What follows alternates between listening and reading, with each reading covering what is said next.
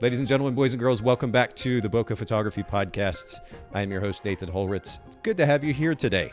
Happy Monday to those of you that are live streaming with us. And if you are not, if you missed the live stream, you're listening to this after the fact, no worries, no big deal. But make sure that you follow us at Bokeh Podcast, B-O-K-E-H Podcast, on all the socials. And you can keep up to date with the upcoming live stream schedule so that you can come be part of the conversation. We'd love for you to ask questions, engage with myself and our guests. Give us a hard time if you want to as well. Today's topic is going to be one to definitely get into discussion about. And actually, on that note, I want to introduce a brand new guest on the show today. Miles Boyer is here with me. Miles, thank you for coming to do the show. I'm actually really stoked to have a fellow podcast host on the show with me. Let's go. Dude, I love it, man. I'm excited to be here. Also, a way to make me feel like a superhero with that lead-in music. Like, I just feel awesome right now. Well, for the longest time, we actually had something that was super low-key. I'm a pretty emotional guy. I'm a bit of an artist and musician, and piano is one of the instruments I play, so I tend to be drawn to that style of instrumental music. But I think for some people, it was a little too sleepy, and occasionally we get this comment like, hey, the music, not really digging the music. So I was like, okay, fine. We got to up the ante a little bit, bring something in a little bit more upbeat. So just for you, though, just for you. That's the story we'll tell. Dude, yeah. Go back to the sleepy music next week. Let's go high energy for this one, and then we can make it. Guys, so that you all know this is going to be the best episode, and then from this point on, it's pretty much downhill. Downhill from here. Yeah. We were actually, so Miles and I were chatting before we got started. We happen to be fellow soccer players. I'm wondering how many soccer players might be listening in as well. Was that something you played all your life, or was it more like junior high school and into college? No, man, literally. I mean, I think I have pictures that my parents took when I was like, it was the first sport I think I played. I grew up in New Mexico, right? So there is only soccer and tennis. You have those two options, and so I played both. But yeah, I think I started when I was like 6 years old, or maybe 7. I think I was very similar, actually. Well, maybe just a little bit older, 5th grade. So what is that, like 10 years old? But yeah, 10. Tell me if you can relate to this. I was like a little nerdy about the whole thing. I actually moved to Japan around the time that I was in 6th grade, going into 7th grade. And so a lot of the training and the learning I did was over there in Japan, baseball used to be the most popular sport that transitioned a number of years ago into soccer. And so there was so much to learn from super talented players.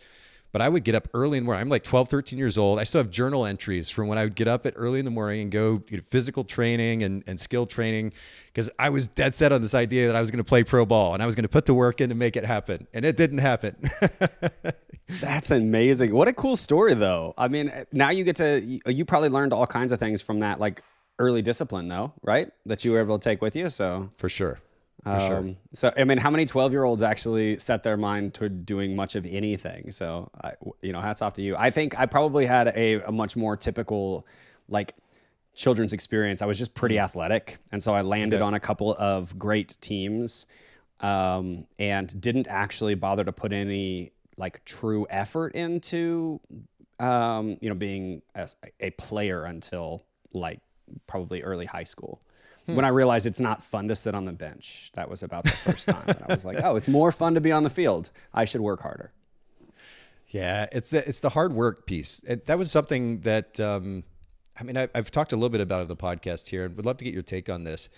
We were talking before we got started as well about the notion of ideals, like we want to play professional soccer, or maybe we're aging and yet we want to behave or be able to perform in a way that would suggest we're not quite as old as we actually are. But there's something to be said for ideals and pushing for ideals. Is there a point at which we have to like admit defeat and draw the line, or is it just an adjustment of perspective? Like, how do we maintain ideals but then function in reality simultaneously?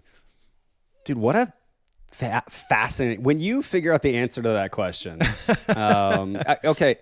I'm going to speak out of both sides of my mouth right now, because on one hand, I'm like the constant butt of every joke in my family, because I get hurt. Every time we go on vacation, I get hurt with something. And I'm not exaggerating when I say that, like broke my leg at the beach, dislocated my shoulder skiing.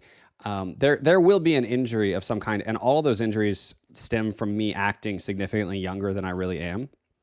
But On the other hand, I'll say I think that the perspective of a little bit of age comes with the joy of like starting to pass on that stuff. It's why I, as a dad, I'll say that, like, I find so much of my identity in being a dad.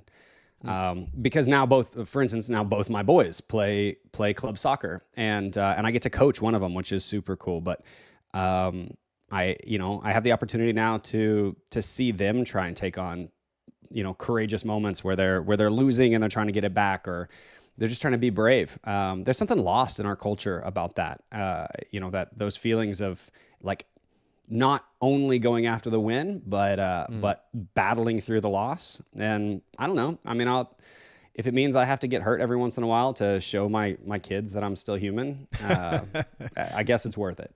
I thought you were going to say show your kids that you can still take them, but you were going the human direction. Also that I can still take them. I mean, yeah, both. I'm not going to lie. My 11-year-old, he won't listen to this episode, which is the only reason I'll admit this.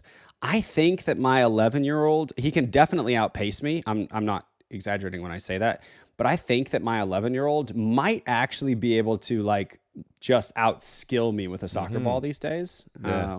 I don't know why. They're just better than we were.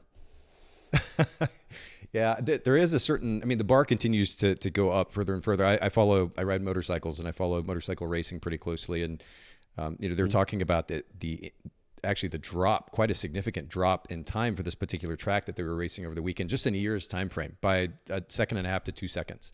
Performance, oh, wow. As our technology continues to improve, both, certainly in various industries, but even when it comes to our health, as technology continues to improve, we have this ability to be able to continue to raise the bar. So what we thought was just incredible back in the day now is like, we're just kind of shrugging our shoulders and looking for the next thing. But I think what a relevant statement though. Oh no, go please. No, go please. Well, I was going to say what a relevant statement for like our industry, in the sense that like I can remember very clearly, man. Like I remember my very first digital camera with my mind just being absolutely shook. And it's like, you're grabbing a camera even from 3 or 4 or 5 years ago that I'm like, this thing is unbelievable. Nothing will ever beat this. And then, the next camera comes out, and it sort of feels like the education level of the kids in our industry. I sound like such an old man right now, but that like the camera that I'm shooting with is the first camera they've ever had. And so they're like amazing right out the gate. I'm like, this is cheat codes. This isn't fair. Like I had to learn how to play the game with a camera that, fell asleep in the middle of a wedding. Right. And now here you are. Yeah. Yeah, times change, tech changes. I think at the end of the day, just kind of bring it back around. And before we get into some of the talking points for today, it is good to, I think it's good to maintain a certain level of ideal. The last thing, and I'm sure you can relate to this, Miles, just from our brief conversation, I sense this in you, but last thing I want to do is just to kind of be status quo or kind of play to the average. And there's something to be said for pushing and for raising the bar and for being above average in some form or fashion. It's something that I strive to do, and I want to encourage our listeners to do as well, whether it comes to their personal life or their business life. I think it's always good to just push beyond our comfort zone a little bit. It's a value of mine. I can sense it's probably a value of yours as well. Yeah, I absolutely, 100%. We left a quick training this morning on one of my small groups that I mentor, that was encouraging everybody to understand that there's an incredible difference between evolution and change, right? So often, like culturally, we like to use those two words as almost synonyms. But the example that I said is like, you can change your underwear, you can't evolve your underwear. Evolution has to be this slow, methodical, intentional process. And it happens by you setting your eyes on a goal that you want and then working with purpose and perpetually just sort of digging away at that goal. And evolution happens and you didn't notice that it was happening. And so I think if you're setting a goal for yourself, you're setting a benchmark or an expectation of excellence for yourself, and you don't pull up on that expectation, then you evolve into an excellent version of what you were trying to do.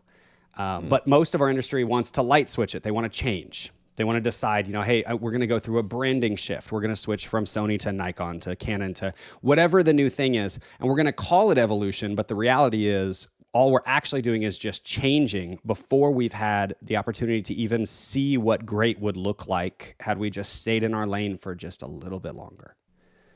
But I wonder though too, if, I mean, our industry's tendency, what I've seen, and I've certainly been guilty of it, it's very easy to be in a reactive state. So, we're just trying to keep our head above water to get the next session or the next wedding, to make ends meet, maybe put a little bit of money aside. The idea of reaching beyond that growth takes a certain level of intention, and a reactive state of mind isn't going to enable that. We have to kind of move beyond that. Why do you think it's so easy to be in that just kind of reactive state where we're just moving day to day, just trying to get things done, and we don't tend to want to push beyond that? I don't know if it's an innate desire for most people. I mean, I think that courage is something that you don't see enough of in business owners, and maybe a lot in creatives, simply because there's this this sort of general perspective on the fact that, like, if you have a camera and you can take great pictures, success will somehow be a byproduct of those things. And then we get into this business and we realize that there's any number of things that we didn't learn, whether we were in film school or going through like a YouTube university. There's any number of challenges that you weren't expecting. And those are the challenges that tend to derail us. And so rather than, forecasting those challenges and trying to get out ahead of them and making, tangible, real moves towards courageous things, becoming successful, planning for retirement, understanding that, like, winning an award doesn't necessarily raise the value of your work to your clients. All of those things take guts, and it's a hard thing to encourage young creatives to be courageous outside of just new ways to compose an image or new ways to edit. Yeah, but that's a safe space to be in, right? It does require being. I mean, you talked about having guts, being uncomfortable in order to move beyond that kind of box that we very easily live in day out. And by the way, again, this is not a judgmental conversation. I've been guilty of this time and time again. It's very easy to stay where we're comfortable, but if we're going to kind of reach that next level, if we have some ideals and we actually want to achieve those, we have to be willing to step outside that comfort zone. The analogy I like to use a lot of times is skydiving. I've been a couple of times. Have you been before? I haven't, man. My wife made me say that I will never skydive. That was one of our, I don't know if I would call it a prenup, but it was basically a prenup. It was like, yeah, you're never going to jump out of a plane on purpose. Fair enough.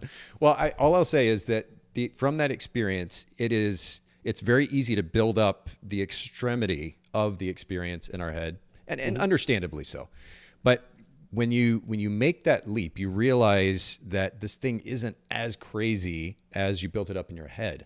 And then the experience on the other side of the willingness to take that leap is like nothing you've ever experienced before. I mean, I literally had a physical buzz for probably about 45 minutes after we landed. It was the craziest thing. Again, if we want to reach toward those ideals, we have to be willing to take the leap, to step out that comfort zone and do something that we're not used to doing in order to have, or to be able to achieve some version of that ideal. And I just want to encourage everybody to do that. I mean, we had the conversation 2 miles about wanting to play pro ball. And I can say in hindsight very easily that I didn't, as much as I wanted to play, and I did put the work in, and maybe in unusual ways even, I didn't push as hard as I needed to in order to achieve that goal. And so in hindsight, I look back and I'm like, man, yeah, I had the skill set, but the work ethic, as good as it wasn't good enough. I didn't push myself enough. I wasn't willing to step beyond my comfort zone in order to achieve this thing. And moving forward in my life, the last thing I want to do is look back and say yet again, oh, shoot, I just didn't put the work in, Yeah, what a great statement, though. I mean, I think the easiest thing that we can do is look back in short periods of our time and look back and say, like, were my goals big enough? It's so easy, I think, often to look back and say, like, I didn't work hard enough. But to challenge ourselves to say, were my goals big enough? And if they weren't big enough, then how do I forecast over the next, 2, 3, 5 years to make bigger goals? maybe just reaching, and this isn't a knock on any of this, but maybe just reaching for a rangefinder Rising 30 isn't a big enough goal for you. Like maybe being an endorsed photographer isn't a big enough goal, because I'll tell you, I run in those circles every day. I mean, those are my friends, and these are people that they struggle with the same levels of insecurities, as do I, as people that have been in this industry for 15 minutes. Having goals that rise you above simply professional success. And so like I would say right back to you, something maybe as quick hitting as skydiving for you became something that was like, this is an experience that's going to push me, and then on the back end it's going to change me. And I think that just having that perspective allows you to change the way that you build goals and the foresight that you put into shaping how big those goals really are. Yeah. I think a lot of times when we don't have perspective, it can be difficult to set those types of goals, right? Man, this is such a loaded topic. I want to park here, and I know we've already been going for like 15 minutes and we haven't even touched what we plan on getting into. So we'll set this aside for now. Maybe we can come back to this in another conversation. Shout out to Michael Davis, who's actually been on the show previously as well. Michael said, waiting just a little bit longer to see what great would look like. I love it. And then he followed up with, we have to be comfortable with being uncomfortable in order to push these boundaries. And yeah, for sure. Absolutely. And thanks for chiming in, Michael. It's great to hear from you. And for anybody else who's live streaming, don't be shy. Jump in, comment, ask questions, join the conversation. Would love to have you part of it. And to that end, Miles, I want to jump to, I know we talked about kind of riffing off each other, but I do have a few questions I want to ask you. And a few of them are just kind of shotgun style, very quick, rapid fire questions. And I want to start first with something that may seem a bit cliche, but I think is really at the heart of a successful photography business, especially in 2023, and that's customer experience. Photography in and of itself, if just to summarize it simply, is a bit of a commodity, right? At this point, it's not so difficult to take a great picture anymore. So the question is, how do we keep the bar high enough in order to continue to charge a premium for portrait, wedding photography, et cetera? Customer experience, I think, is a lot at the center of that. And I'm curious if there's a principle behind the customer experience you provide your clients that has enabled you to do just that. Yeah, 100%. Although I know I'm going to offend people when I say this, but hear me out with this. This is a service industry at its core. And what I mean by that very simply is that 90% of people, let's use a wedding for example. 90% of people at a wedding will never see the photography, but they all will see the photographer. It's a service that you're providing, and as long as you make this about you, success has a very low ceiling. The moment you learn to make your client experience truly about your client, setting parameters, of course, to protect yourself creatively and legally and just, your joy in your life, those are important things. But the moment you make this truly about serving and not about taking, that glass ceiling is absolutely shattered. The word serve or serving, service is not one that we use a lot in our industry. I'm actually a huge fan of it, and I think we need to kind of put more emphasis on it. What's behind that? Like in your mind, when you think about serving your client, what does that look like tangibly for you? Yeah, man, it's a mindset, which is, again, that's a word that we throw around too much, but it's really more like a posture, like a heart posture, to say like, hey, your needs in this moment matter to me. So you may have hired me to be the professional from a perspective of like capturing these moments, but that doesn't mean that that's all that you need. I can serve you in any number of ways, whether that's the fact that I may be or likely am the only one in any room that has been to 600 weddings, right? So my perspective on weddings and timelines and building and planning, all of that stuff is really valuable. But it also can be something along the lines of, if I serve my clients well into respecting and appreciating their relationships, the byproduct is more authentic photography and more composed moments, as opposed to more what we would say in all our training is more posed moments. Yeah. And so I think that simply by having that posture that says like your perspective, your goals, your heart here matter to me, it allows us to be set up to create then a product on the back end that has the service as well as the client's needs baked into it. I've only known you a few minutes, Miles, but I like you already. I love the emphasis on service, and it's not something that I hear a lot in our industry, unfortunately. And I think it's good that we continue to put some emphasis in that conversation. Service is another value of mine, and the way that I have it defined for myself is making someone's life just a little bit better. And I know that's very vague and broad, but it is very vague and broad. There's so many different contexts in which we can make somebody's life a little bit better. I can go through the Walmart, the checkout line at Walmart, for example, and actually talk with the cashier and call them by their name and ask them how their day is going, and do so with intention, which literally translates to the tone of my voice and the look in my eyes. And they're like, oh my goodness, somebody just paid attention to me. It's amazing how that mentality, that intention, going back to that word again, that intention drives the experience that we're able to provide for the person on the other side of us, whether it's for 30 seconds or 30 minutes or 12 hours on a wedding day. Yeah, well, and I mean, to put it simply, most of our industry, like, one of the, I think probably if you could run analytics on like the most Google searched things that photographers are trying to find out, surely in the top 10 of those things would be how to become a luxury wedding photographer. Like that's the tagline right now, right? It's like, how do I get into the luxury market? Well, I will tell you this. The easy answer is you have to be humble enough to serve people that can afford to be truly capable of hiring anybody that they want. And your service now, it comes down to the fact that your product and your client experience and the way that you humanize them is all packaged up into one experience that then they get to digest. But you don't get to practice that on a wedding at a luxury event. That's not the appropriate time to get good at that. You have to practice that at the grocery store or with the bank teller or with the waitress that got your order wrong. That's when you practice humanizing and serving and taking care of people. And then you take those experiences of being, humble and still confident and aware. You take those into your professional life and you'll see the general demographic of your clientele rise right alongside it. Love that. Okay, so I want to shift gears. Our podcast is primarily focused on helping photographers build sustainable businesses, i.e., businesses that don't burn them out, gives them freedom, flexibility.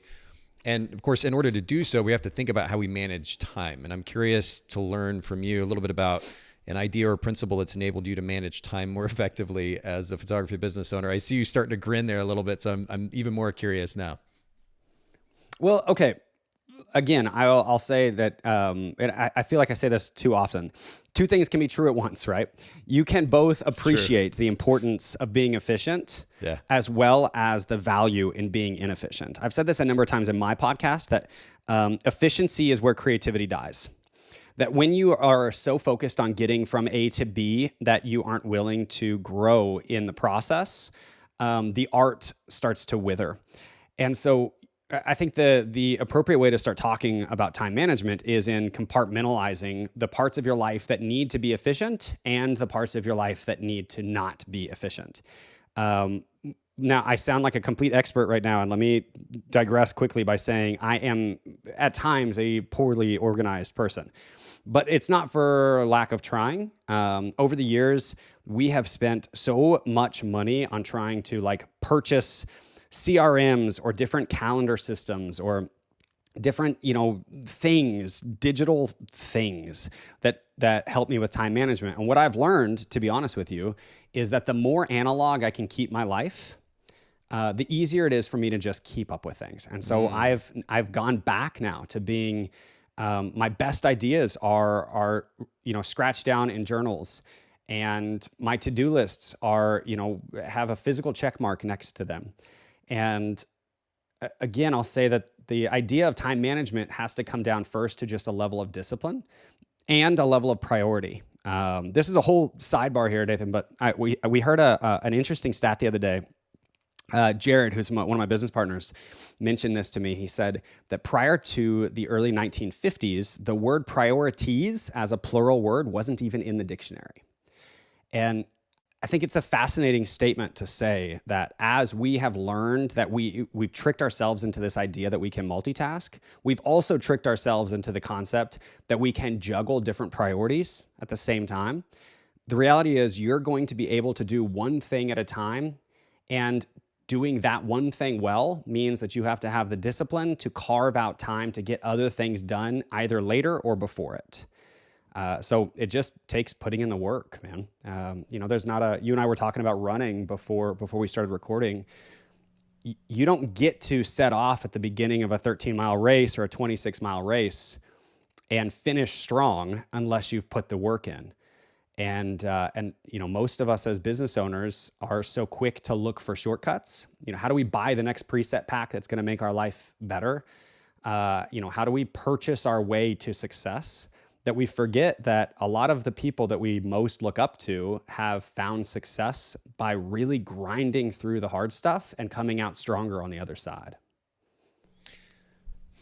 So many different directions we could go here. So when it comes to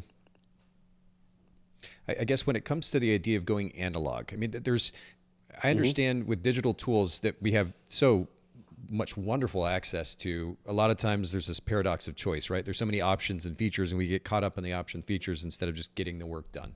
Is that kind of what you're suggesting, is the importance of going, at least for yourself anyway, going analog so that you're not as distracted in the process? Or what's the actual benefit? 100%. Okay. Yeah. I mean, 100%. So there were years in there, in my career where I would set goals for myself each day, right? Like, I'm not going to bed until I edit 500 photos, or I'm going to do emails from 8 a.m. to 10 a.m., or social media is going to be limited from 9:30 to 10, and then again from 1 to 1:30. All of those things I think are in and of themselves great goals. But what it took me a few years to kind of get optics on was not the fact that I had built fairly sustainable goals for myself, but the fact that I had built goals at all was unique. And so, I think that there's a number of processes that any photographer can take. It's just sticking with them for long enough to see the fruit show up from those processes. So when I switched to a more analog lifestyle with time management specifically, it was things like, how do I grab my notebook? How do I immediately, start the day off by looking back and saying, what is it that I didn't finish yesterday that I had a lot of intentions on finishing? Because that's probably a great place for me to pick up and make sure I start today. But then also reworking the list to say, okay, what is it that I need to get done today that I can't afford to let go until tomorrow? And again, I mean, like, Google search this and you end up with a million perspectives on this. But most of those perspectives, at least in my opinion, they take people further away from just getting things done, right? Like, oh, you should split your page up into fourths or into eighths or all of this stuff. And it's like, man, if people would spend the same amount of time just getting crap done that they do worrying about getting things done, it would all already be done. It's so true. It really is so true. Okay, so I could easily spend an hour or two here just on this topic with you, but just one last follow-up question. When you are choosing then what to spend your time on next, can you share with our listeners just a little bit of perspective on how you're making that choice? Because I know you've got your hands in a lot of different things, and I do as well, so I can very much relate to that. And it would be very easy to fill my list immediately with 68 different things, right? But we can't. As you pointed out so brilliantly, it's not priorities, it's a priority. What is the priority at hand? How do you make that choice? Well, okay. Again, now that's a more tangible thing. That comes down to those goals that theoretically we set earlier, right? So we set a goal of saying, for my business, perhaps, I set a goal of saying, I would like to be able to charge significantly more than I charged last year. But in order to do that, that allows me to free up time with my family. So now I have to create a better service process for my clients so that I can justify that rate. And when I'm not working, I have to now put my money where my mouth is and actually spend more time with my family. And so, the time process starts for me with where those goals are and how I built those goals. So specifically things like, how do I delegate out things in my life that don't bring me any joy whatsoever and that I can afford to delegate? A clear perspective, one of the things that we do a lot of trainings on is like, how quickly can you go from no accountant to accountant? Unless you just have a gift for juggling and managing your money, there are people out there that are passionate about managing your money, and they really won't charge you that much of your money to help you do that. So delegating out things like your accounting, your taxes, perhaps your editing load, if it doesn't bring you joy and it's not actually helping to grow your brand. And then with that free time that you just freed up, now how do we utilize that time to be more productive and more effective in the time that you do have? And so again, what that came back to for me is I want to serve this industry.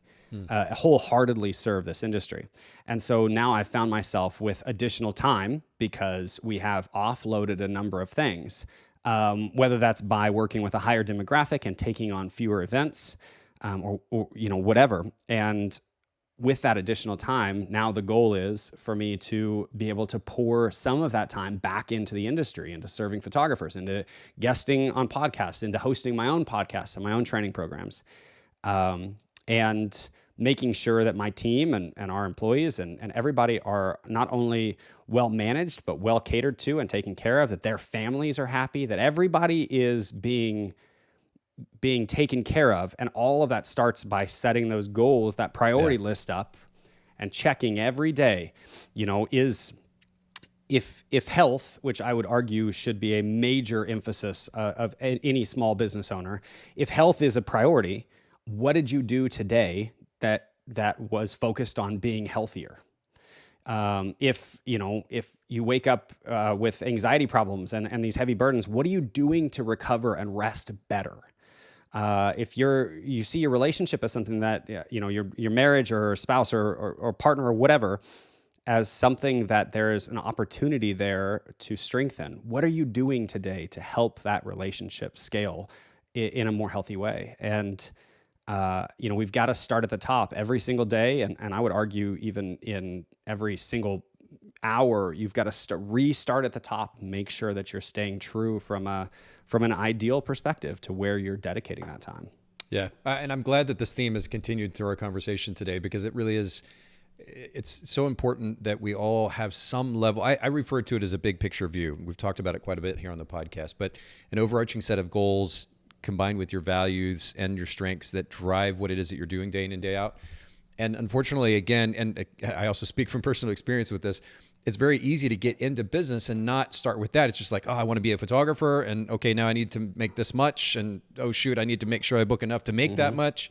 And that's kind of the focus, and we're just responding and reacting to communication through the day. Yep. And it becomes kind of a haphazard existence without that North Star, which is our overarching, again, what I would call a big picture view, but that overarching set of goals and our values that are driving our decisions.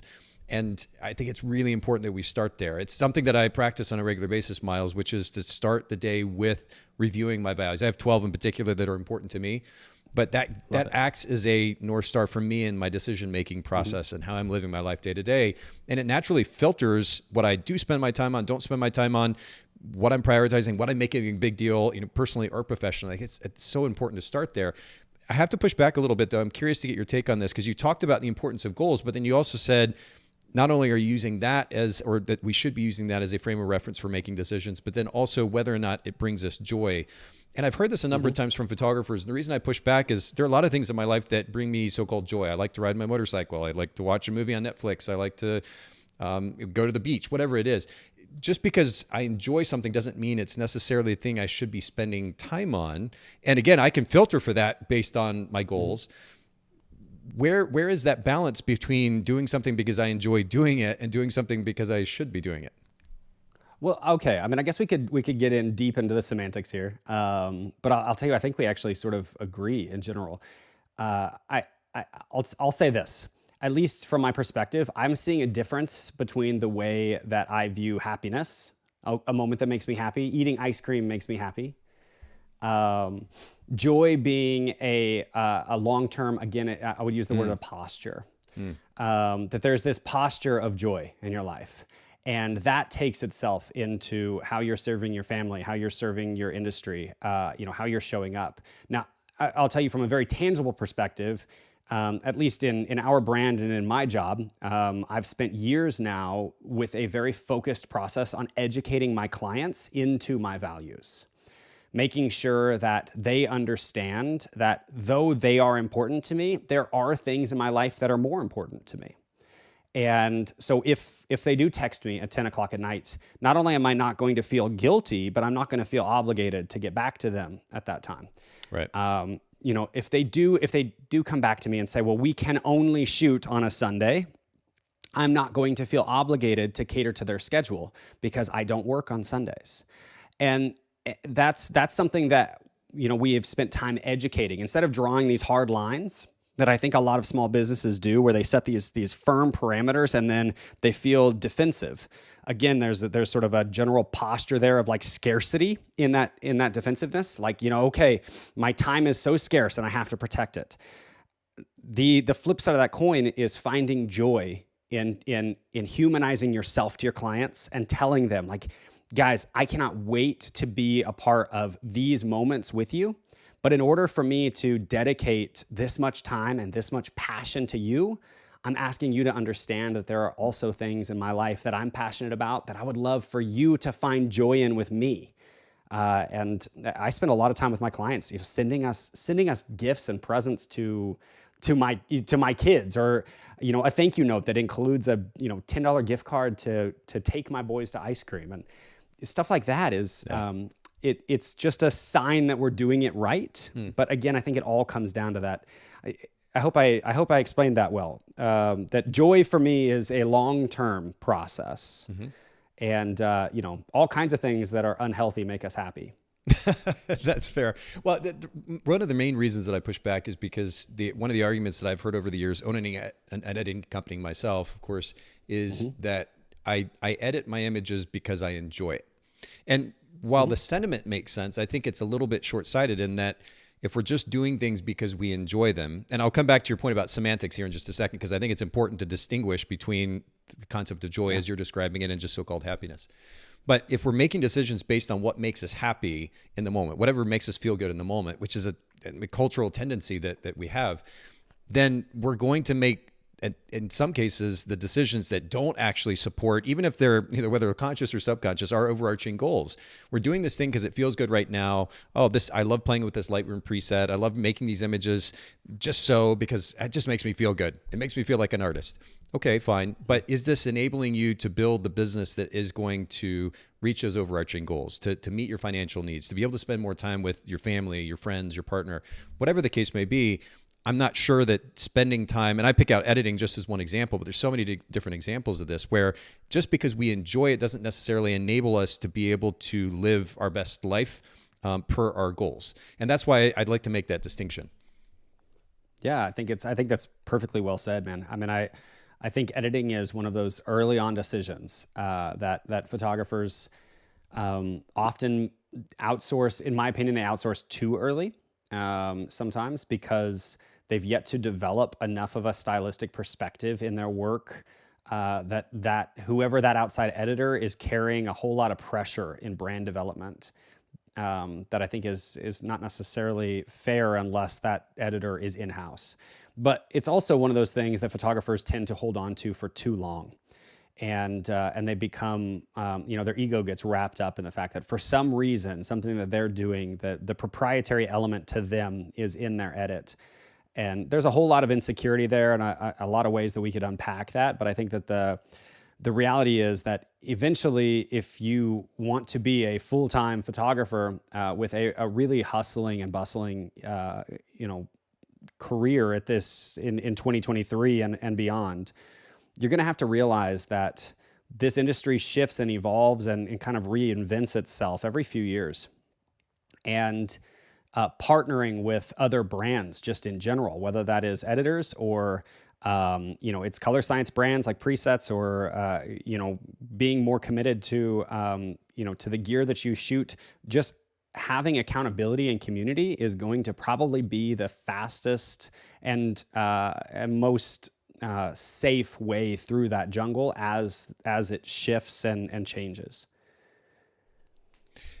I think words at the end of the day matter, and it's why it may seem a little bit picky, but I think it's also easy in our industry to kind of throw out phrases and words at times that are repeated then over and over and over again, and the meaning, the significance of them gets lost, especially as it relates to the individual. I know that in our culture, a lot of people will say a word and it means one thing to them in that particular context, and another person says it, and it means something to them in that context. But in that process of those meanings getting watered down, then we potentially miss out on how that thought process associated with that word or that phrase or that sentence may actually be affecting our lives personally or as business owners, or maybe a combination of both. And so, yeah, I tend to push back a little bit when it comes to words. I love that you make that distinction of joy versus happiness, and the significance of joy as a deep-rooted, long-lasting sense of really a fulfilling happiness, if you will. That's at least how I understood it growing up. And so I appreciate you making that distinction. Again, we could park here and spend a lot more time on this, but I want to go ahead and jump into what I intended to kind of make our primary focus today, which is a conversation that I don't think has been really delved into a whole lot in our industry. And I'm curious to do this with you, Miles. You're obviously a very thoughtful individual. As we were discussing what to talk about on the podcast today, this was a topic that came up, this idea of imposter syndrome. And I hear these words and this phrase kind of thrown around quite a bit in our culture in the last 2 to 3 years, culture in general, but certainly in our photography industry. And I'm curious where you think that's even come from. Why is this more, I guess, widespread as a topic in the photography industry in the last few years? Well, I mean, I think there's a number of reasonable answers to that. I mean, I would say first and foremost, you mentioned earlier that photography has become a bit of a commodity. I think alongside that comes all of these different on-roads. People are you don't have to go through film school anymore. There's not a 4-year degree or longer associated with being a photographer, and because of that, now there isn't accreditation behind that word or that title. And people feel a lot of insecurity when they don't have a title that feels accredited. And so, I would say that it's this sort of juxtaposition or this internal battle between doing something that you love and that you know that you're good at, and then feeling like other people are likely better than you are, or maybe they are more proven than you are, or perhaps just their on-road was more official than yours was. And it's a very real thing. Often we kind of poke fun. I'll say at my podcast a handful of times we've sort of like joked towards the idea that often people with just simple insecurity about their work, a lot of times we'll call it comparison complex, not imposter syndrome. They will jump into this idea of feeling like such an imposter. And in reality, I think that actually the insecurity of one's work is something that really can be a healthy thing towards driving you to doing better in general. Yeah. But the syndrome element then takes over. And at some point, people get into this sort of death spiral of realizing that it doesn't feel anymore like they're actually good at anything. And so, their work isn't good enough, their editing isn't good enough, their client experience isn't good enough, they're not priced high enough, et cetera, et cetera, et cetera, but they're still booking. And it's in the but that is don't take that out. But it's in that section that the problem shows up, because people make that connectivity and say, I am broken, I'm flawed, I'm a fake, I'm a phony. However, other people don't see that, and they're hiring me anyway.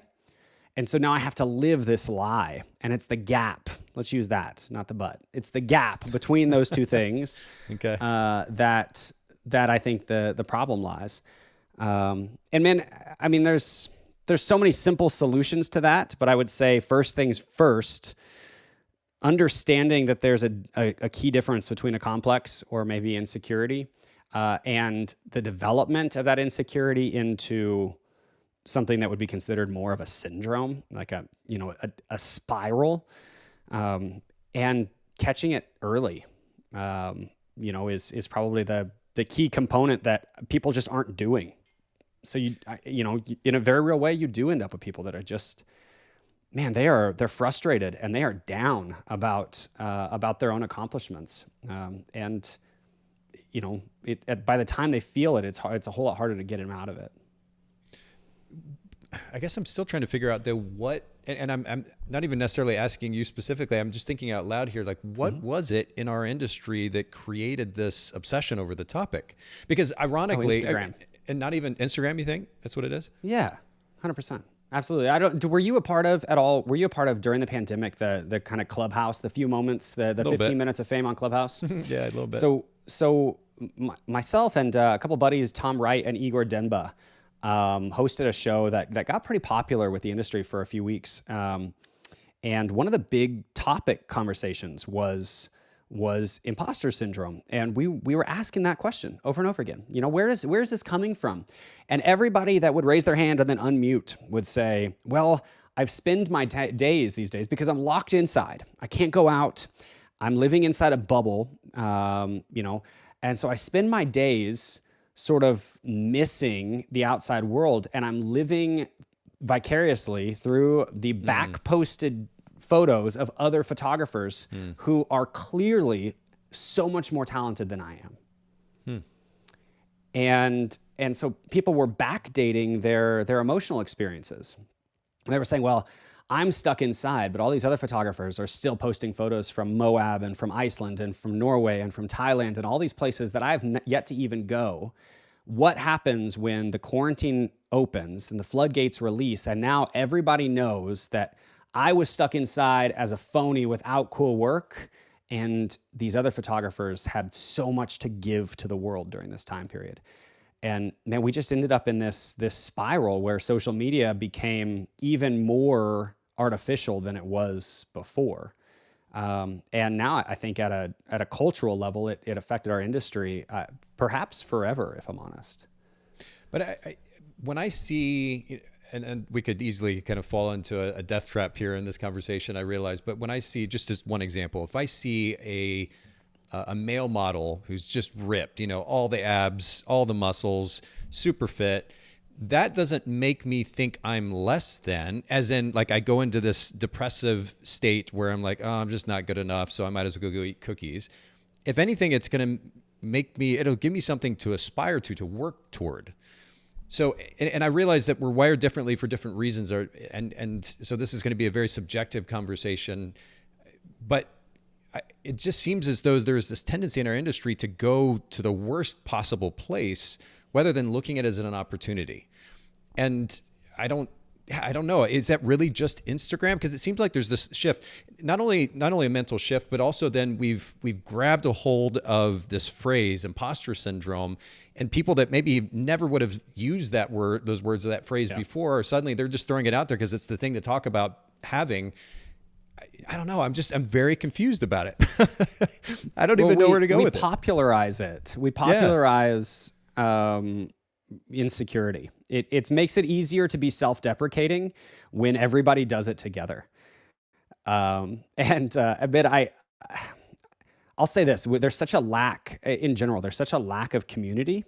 And you're going to hear me say this a lot throughout the rest of this topic, but there's such a lack of community and a lack of accountability that often we try and find approval in isolation from other people who are isolated. And that's just a problem in general, I would say. But you know, you're right. Most people are using the term. Again, I'm not a psychologist here, but I would say most people are using that term incorrectly. But that doesn't really matter. The situation is the same. To your point, though, I think we also have to admit, often we also have to have the perspective that any number of life situations and cultural and societal influences have affected people before those symptoms start to pop up.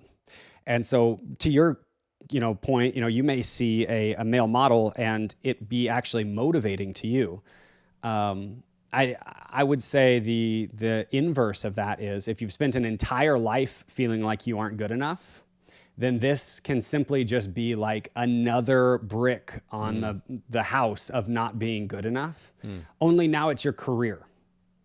And so it feels much, much larger than, I too could go out and get a six pack if I wanted to. Well, now it's like, everybody else feels better than I am. Everybody else looks like they are more educated and more knowledgeable than I am. I am a true fraud at everything that I do. And I will say there was a number of months in there where I was pretty hard on the concept in general. I really was pretty difficult on it. And I can be a little crass, especially in our training things, basically saying like, hey, you kind of got to suck it up, Buttercup. Like you've got to get out there and put the work in. Nobody is going to put the work in for you. But then I was kind of quietly educated by a number of photographers that I really respect and really appreciate their perspectives that said, that being said, Miles, you do have a cultural lens that is that of a college educated, very confident type A personality, white man, right? Like I have this lens on that any number of other people may not be looking through. And I need to be a little more sensitive, at least in how I address it. Although I don't necessarily think that means we need to be sensitive to the topic. I think that we should be encouraging people to get out there and just make work that they're proud of and find community in groups of people that'll help hold them accountable to their own goals. Okay, so a couple of follow-up questions to this then, because I think you said earlier that some people are using this phrase incorrectly and that doesn't matter, but I would tend to push back again under the guise of focusing on semantics, because this is the thing about words. We say words, and one, it can confuse conversation and communication between individuals when we don't actually know what that other person means when they're saying that thing, right? But then there's also the internal psychological component, which is if we're saying this word and we're just repeating this word or this phrase over and over and over again, and maybe we placed a particular label or definition on that word, or maybe we didn't. But whether it's conscious or subconscious, we keep using that thing. It could actually be pushing us down the wrong path if we're not actually aware of what this thing means, and then more importantly, where it comes from. I think there's a component of responsibility associated with, really a lot of the common conversations or topics in our culture and in our industry at the moment, which is not embraced. And so when I see that somebody else is somebody else is better than me, for me, because I take that sense of responsibility for making my life what I want it to be very, very seriously, and I realize that's where I'm going to get the results, I don't see that as, it's not a source of depression for me. It's more a source of motivation, because I'm like, oh, somebody else made a choice or a series of choices that enabled them to get to this place. Yeah, sure, some genetics played in. Sure, their environment, their circumstances may have given them a boost, but at the end of the day, they still got to make the choices in order to be that person, that business person, that athlete, whatever it might be. And I think we've thrown a lot of that out, and that's part of why so many people are in a death spiral into this topic. But when you say that people aren't using the phrase correctly, are you talking about a distinction or a definition that is different than what most people understand it to be? I mean, perhaps. I think often we actually just did this. We sort of inadvertently, we sort of took a right-hand turn off of the topic of imposter syndrome and started talking about problems with self-esteem. Right. So it was like ideas like, oh, maybe I'm not working hard enough, or I'm not as good, or I'm not as talented.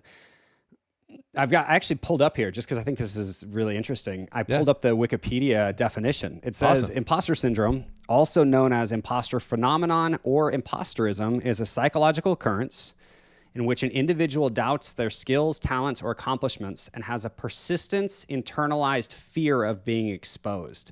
I think it's the second part of that is actually the most important part that we forget. Okay. Everybody often feels insecure or maybe has those battles of self-esteem, right? Where they say like, man, I should be better, or I could be better, or why does my work not, demand a higher dollar, or et cetera, et cetera. We all have those moments.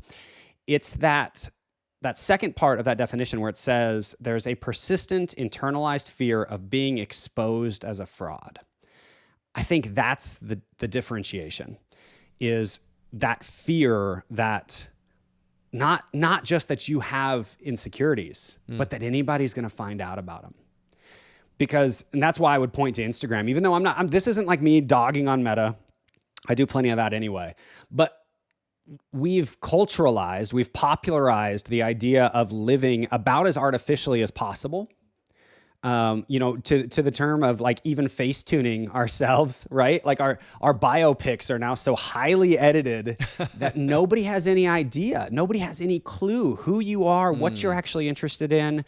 I used to poke fun again in a lot of our trainings. We would call them the Labradoodle Society, right? Like every young female wedding photographer immediately goes out and buys the wide brim hat and the Labradoodle and the latte, and then takes a picture with her mouth open laughing. Because we have so popularized what it looks like to be a successful photographer that anybody that falls short of that ideal is no longer a successful photographer. The problem is that very few people, if any, actually live up to that ideal. And it is in that fear of being exposed, I think, is the reason why it's become such a popular topic, because a lot of us in general, but a lot of creatives walk around, with their stomach all tied up in knots. What if anybody finds out that I'm not nearly as cool as I make myself look? And dude, I'll put my hand up. I mean, I'm not, come on. I would say I'm actually really dang good about making myself look really exciting. Sure. And then at about 9 o'clock every night, I'm like, man, I'm ready for bed. So, I mean, no, it's fair. And I'm guilty too, but I think I'm glad that you pulled up that definition. And this is where the value of so-called semantics, it holds true. And that is, we actually understand what this phrase means originally, right? I understand culture tends to shift and adjust meanings, definitions. I think, again, that can be problematic. We'll save that conversation for another day. But in this case, it has to do with fear of being found out. And this is part of what's been so confusing to me. I'm like, okay, so if you have imposter syndrome, as you pointed out, the actual definition refers to a fear of being found out. What are you doing behind the scenes that is so guilt-inducing or fear-inducing that you're afraid of being found out? Like, how bad is your photography? How bad are you as a business owner? Or are you actually just building this thing up way bigger than it needs to be because of the insecurities, the other kind of component to the conversation? But I just don't understand why people are so afraid. Like, if you're living such a terrible life behind the scenes, then maybe you have something to be afraid of. But otherwise, why are we afraid of being found out? Like, we're all trying to figure things out as we go. That's the case for pretty much everybody, right? So if that's found out, so, okay, fine. We see the images in Lightroom before they're edited. Not so great sometimes. Okay, yeah, and so is everybody else's. So why are we so afraid? Well, I wish I had the answer to that one, man. I mean, we've spent years now educating and kind of pouring into photographers. And the one thing that I will say, whether photographers specifically or in the film industry or just really creatives in general, a lot of us we still have this mindset that our value as humans is in that finished product of the work.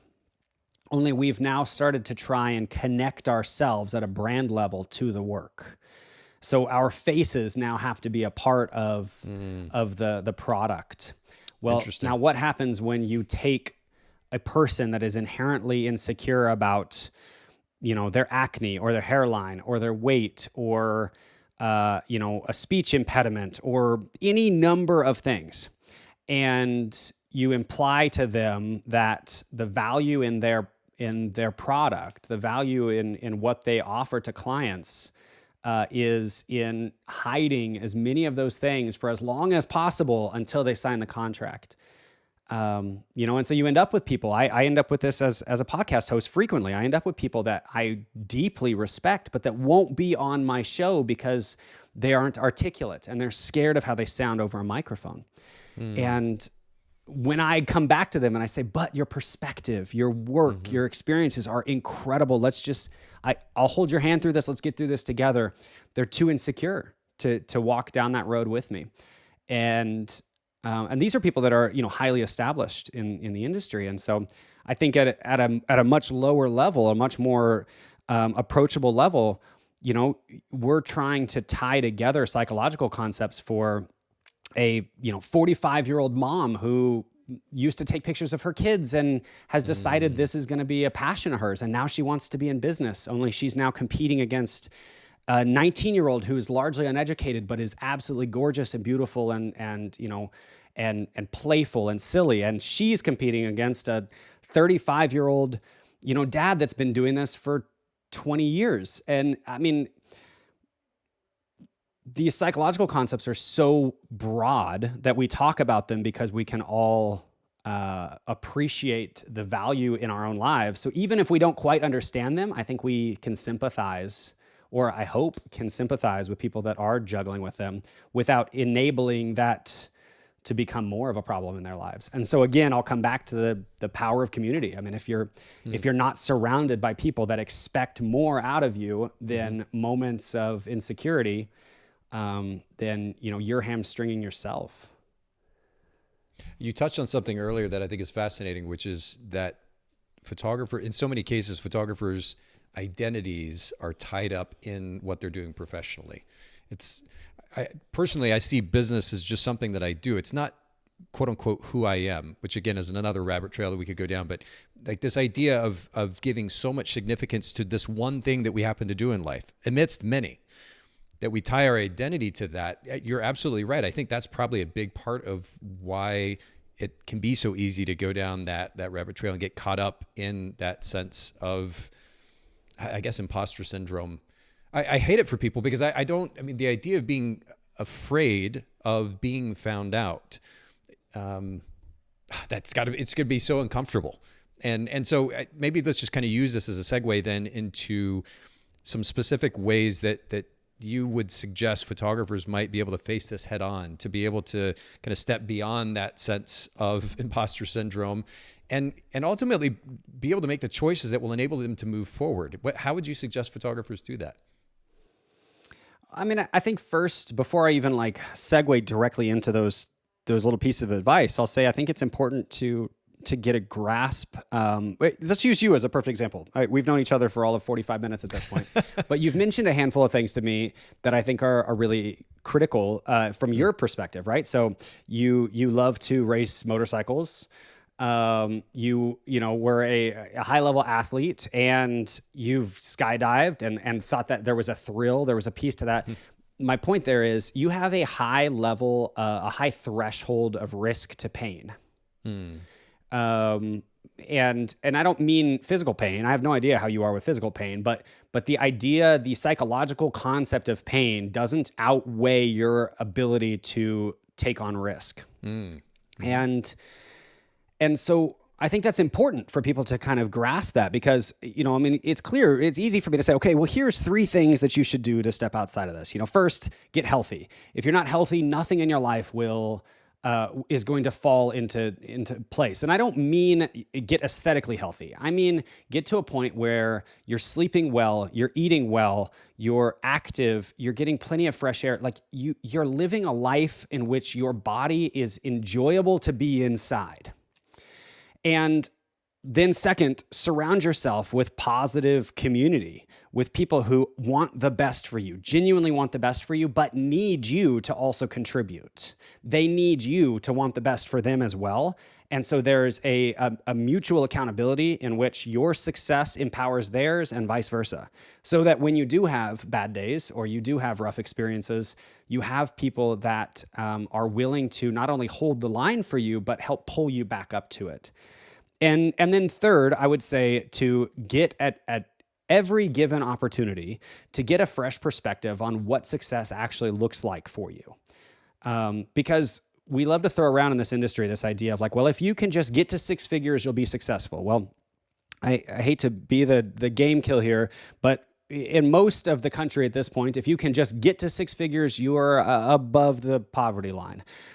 You have to have a more clear concept as to what success actually looks like for you, and then create a roadmap alongside your community inside of a healthy lifestyle to which you can get there. And if you can do those things and have a appreciation, maybe, but at least a healthy respect for your risk threshold, where you're at from a pain perspective, then you've stepped outside of the entire concept of imposter syndrome, and you've walked away with all that you need for a healthy career and people who love you, and a long life. Wow. I mean, that was very presidential of you, actually. It was an impressive presentation. That's it. Mic drop. Mic drop.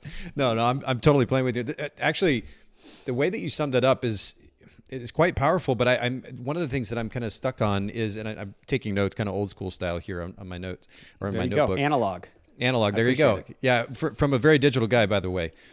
When you talked about the importance of being healthy, getting comfortable with yourself, but then ultimately being healthy, I think a lot of what would enable someone to avoid this sense of imposter syndrome is being clear about not who they are, because that can actually change. And I think it's very much a misnomer, but who they want to be, who they intend to be on a day-to-day basis. If they're actually clear about that, that will also enable them to do the thing that you suggested later, which is the definition of success. So now they're deciding what it is that they want to do in life, what they want to achieve in life. That naturally would translate to their business. And part of that conversation internally is about what success looks like, what it is that they want to achieve. They are now making these decisions for themselves. And then, the hard work of having to kind of work backwards from that and figure out the steps in order to accomplish that.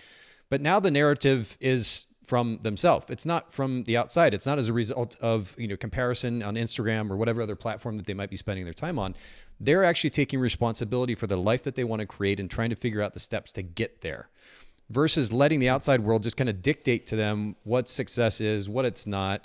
By the way, all this obsession around high-end photography too, it's a small market. Everybody wants to go to that top 15, 20%. Well, there's also this massive other side of the industry and opportunity that lies there. But nonetheless, I think that taking that responsibility really, really creates a drastic shift in perspective that enables then people to take the steps necessary to step outside the box, to make the change in their life.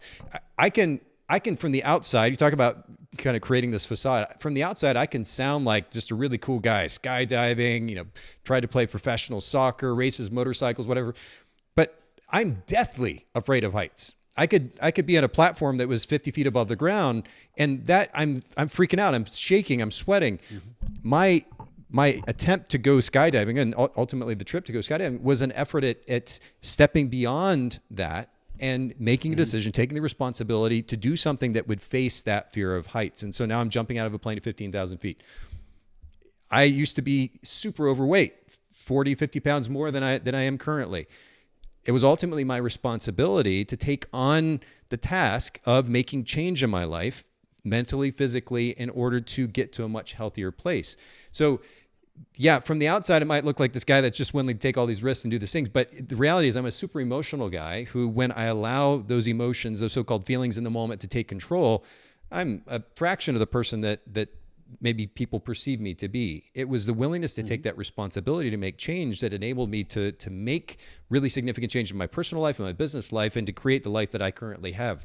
And so I know I'm kind of jumping around here a little bit, but I think it's just really important that we're willing to take the responsibility to create the life for ourselves, maybe just as a starting point, to go back to your original point. If we're going to get healthy, part of that is being clear about what it is that who you're trying to be, what you're trying to achieve. And if you start there and own the responsibility associated with that, we're going to be in a much, much better place mentally. Otherwise, we're going to just continue to be driven by the outside narrative of the world.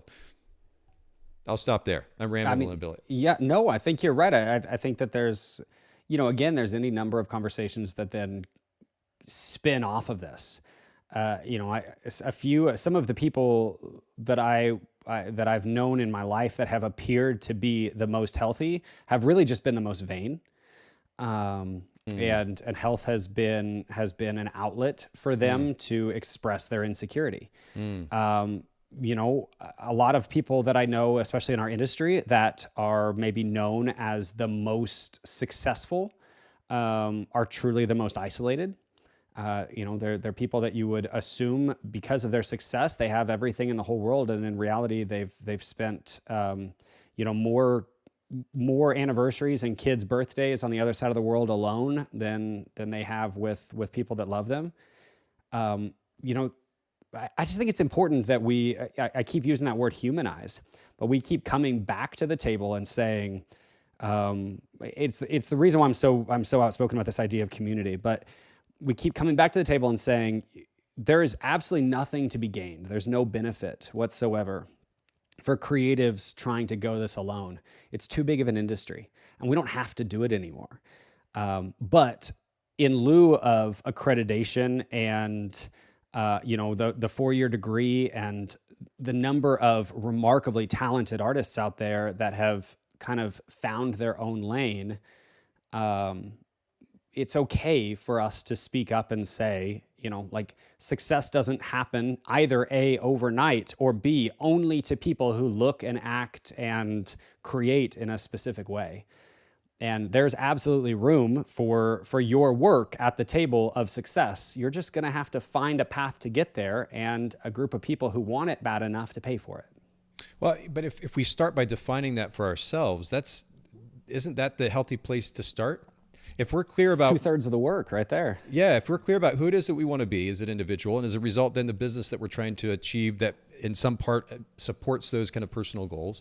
And then 2, if we have, as a result, defined that success, then again, the outside narrative, as I so eloquently said earlier, was trying to get to earlier, the outside narrative no longer has that kind of pull on us, the weight on us that it currently does. If we are just reactive in nature, we're like, I'm going to be a photographer. So I start the photography business and I'm just in it and trying to make ends meet, trying to make this thing work. But then I'm constantly reacting to everything externally. It's going to be so easy to be swayed and ultimately get really down in that process because I'm not clear about A, who I want to be, and B, what I'm trying to achieve. All the other conversation, it seems like it would largely go away if we've established those things for ourselves. But by the way, I didn't mean to skip over the other point, which I did note that you made about surrounding yourselves with community. I have to say in the last year and a half, I've been part of a mastermind that has made a massive, massive impact on my life. And really what it comes down to, mastermind sounds so grandiose. It's really more of an accountability group, right? An opportunity to share what it is that we're going through, what it is that we're trying to achieve, certainly getting some encouragement, some support, but then also having people that are close enough with us, they'll play hardball and say, Nate, you need to change your attitude. You need to do something different. Your approach, your mentality, your perspective on this is very limiting. And having that kind of challenge. So both the support and the challenge that comes from community probably will help us like snap us out of that, I don't know, that this other world that we live in that unfortunately is limiting us as an individual and as a business person as well. So I'm glad that you highlight that. I think it's so important. Yeah, I mean, I think that just the way that you speak about it is massive. Just the perspective that you have to say, like, you found a community of people who are all very different and have a different set of goals for themselves. Probably all have different looks and aesthetics to their work and certainly life experiences. But the thing that you have in common is a mutual goal of supporting each other. And there's just something lost in the industry as a whole about that. And a big part of that is because the barrier to entry for most of the industry is very low, but the barrier to entry to those groups can be fairly high, at least in, relatively. It can be pretty expensive to be a part of those groups. Mm-hmm. If you want a seat at the table, it's very much a pay to play situation. But the reason for that is because accountability isn't free. And that's a hard pill to swallow for a lot of people. YouTube education is free. Accountability and community in general costs something. It costs, at bare minimum, it costs your time. More than likely, it costs your time and some money. But I will tell you, before you go invest in a waterfall workshop on the edge of the world to pad your portfolio, you need to invest in people who actually care about your success. Yeah. Shots fired. And, pat your I mean, sure, I guess, but again, a lot of those people, they're friends of mine. But I tell them that as well. I'm like, what you don't need is you don't need 2 weeks in Iceland looking like a professional photographer, only to come home with bigger imposter syndrome than you left. I mean, that's where this stuff starts, right? You came back telling the lie that look, here's what my work looks like in Iceland. No, it's not. This is what happens when professional models are also flown to Iceland and you all stand in front of Skogafoss and you act as though there weren't 2,000 other people shooting photos. Yeah. And guys, I've been a part of that lie. I don't know how many times. And one of my favorite weddings I've ever shot was in Iceland. But for a real couple that took us there to do real work, just live in the authentic, do the real stuff, put in the work, make real relationships with real vendors. build meaningful moments between you and other humans, and then allow your photography to just be a byproduct of surrounding yourself with memories. And man, your clients are they're going to trip over themselves to get into the line of that. Mm-hmm. But if you're trying to fake your way through it, the best you can hope for is that the clients that hire you don't know that you're faking it until they've already paid. Okay.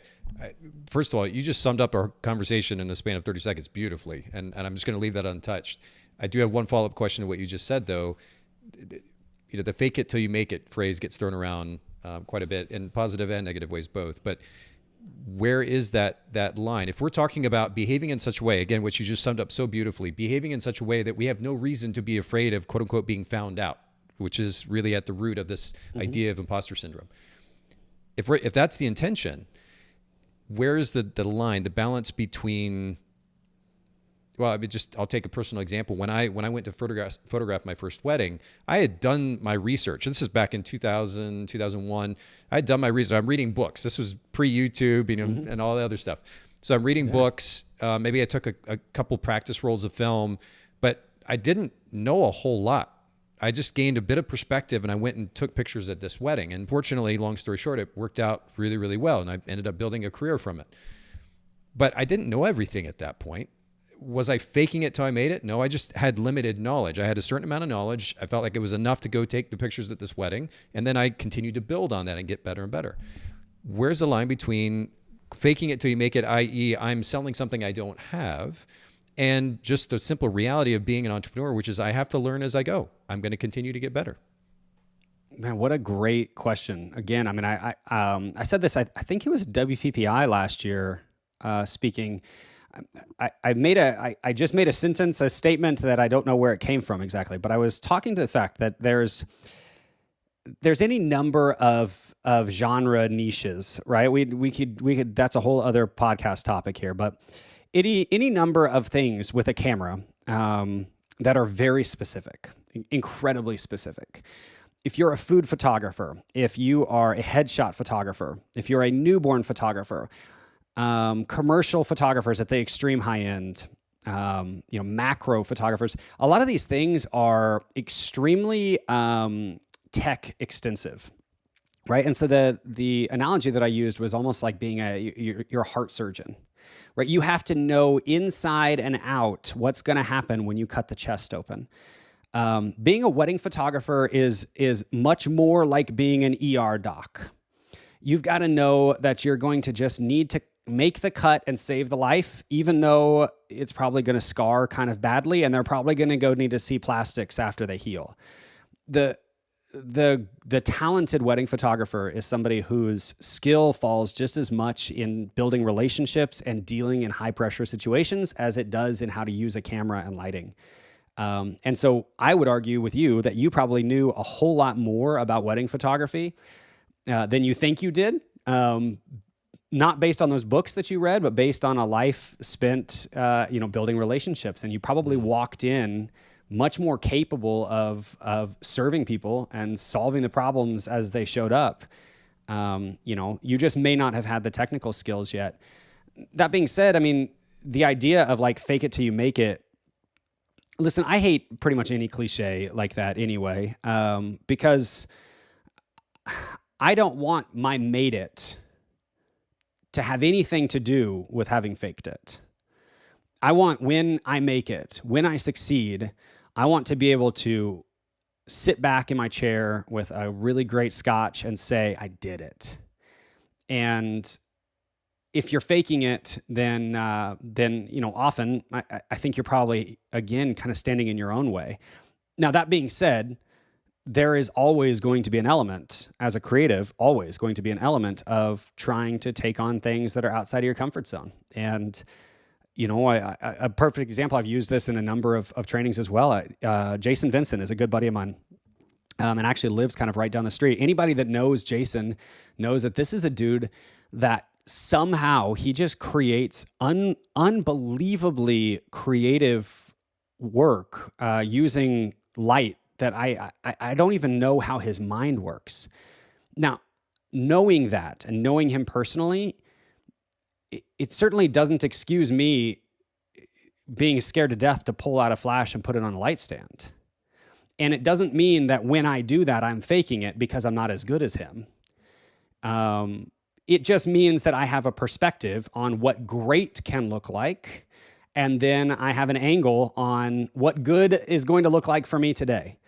And sometimes I get really lucky in those situations, but I think it's okay for you to have perspective on people that are better than you at things, and still have the confidence to know that you are likely a whole lot better at other things than maybe they are or were when they started. Yeah. I mean, there's I can't remember where I originally heard the phrase, but it goes something like, there's levels to this shit, right? Like there's always levels. Dude, yes. At the end of the day, there's always going to be somebody that's better than us. And rather than fixating on that, let's just figure out how we can get step by small step a little bit better. And really revel in that. And I know it's a mindset shift, and it's a bit simplistic to suggest that people just go do that. But I can promise to everybody listening, and just from personal experience, again, that the amount of joy, we'll use that word, the amount of joy that comes from prioritizing, valuing growth, again, small step by small step, will enable you then to go take the risk to make the changes necessary to see what you've defined as success, not what everybody else is defining success, but what you've determined looks like success for you. I just want to encourage everybody with that. And by the way, a couple more comments have come in. Blacksmith Print Company said, yo, my boy Miles from YouTube, and Brady Perrier has said, love Miles. So thanks for the comments, guys. And for those of you that are live streamed with us today, and for those of you who also took the time to comment, Miles, you've mentioned community a number of times, and I know that you also host a podcast. I'd love for you we kind of did things backwards today. I didn't really introduce you officially when we started the show. We'll kind of do that here on the tail end. Will you share with our listeners a little bit about what you're involved in addition to being a photographer, the community that you're building as well? Yeah, I will. And thanks for that, man. Genuinely, thank you so much for the platform. Just the opportunity to speak, and this has been it's been a powerful and not simple conversation. I know often on podcasts, I feel like the interviews tend to come down to very much, tell your story and at what age did you pick up your first camera, and things that largely don't matter. Sure. And this is a conversation filled with stuff that it matters. It's gonna affect people's lives. And so thank you for creating that, that space for us to talk. So I run a community called the Photographic Collective. Founded that alongside a number of very close friends. And we're active right now building out our own platform, which is a pretty exciting thing to take everything off of Meta and away from forums and stuff like that, and kind of have our own space, which is really exciting. For more information on that, you can just go to photographic-collective.com and sign up. Right now, it's free to join. It won't be for long, and so simple plug there.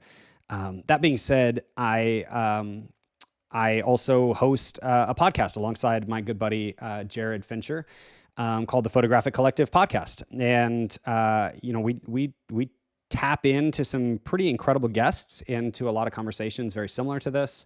A lot of mindset coaching and business coaching goes on in there, as well as then doubles over into the community and into the small groups that we lead and what we call triad training, which is 2-to-1 trainings. So all of that is going on perpetually. And then beside that, I run a brand that's just Miles with Boyer Photography. Pretty flattered to be a part of the Fujifilm global ambassador team. And so I spend a lot of time both shooting as well as training and educating and speaking at conferences for the Fujifilm team and as a Holdfast gear ambassador. You mentioned it. I've got my hands in as many cookie jars as I can, not so that I can eat cookies, but so that I can just pour back into this industry it's treated me really well over the last 15 years. So now it's my turn to give back. Well, I heard you say scotch earlier. Maybe scotch over cookies? Scotch over cookies any day. Let's go. Fair enough. Well, Miles, I do appreciate it. This has been a very interesting conversation and definitely kind of outside the typical approach that I have in our podcast, but I appreciate you pushing me too. And I hope that those listening in, if you've got questions, thoughts, ideas that go beyond just this individual episode today, that you'll make an effort to reach out to Miles or myself.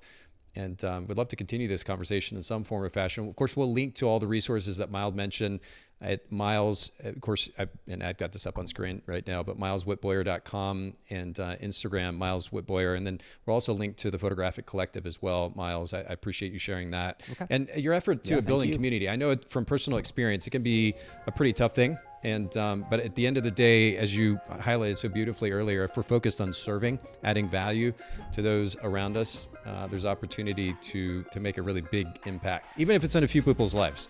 And I can see that you're doing that. So I appreciate you sharing that with us as well. Thanks everybody for listening in, for joining us today. Hope you have an absolutely beautiful week. Thanks again, Miles, for making time for all of us. Man, thank you. Again soon. All right, buddy? Appreciate it.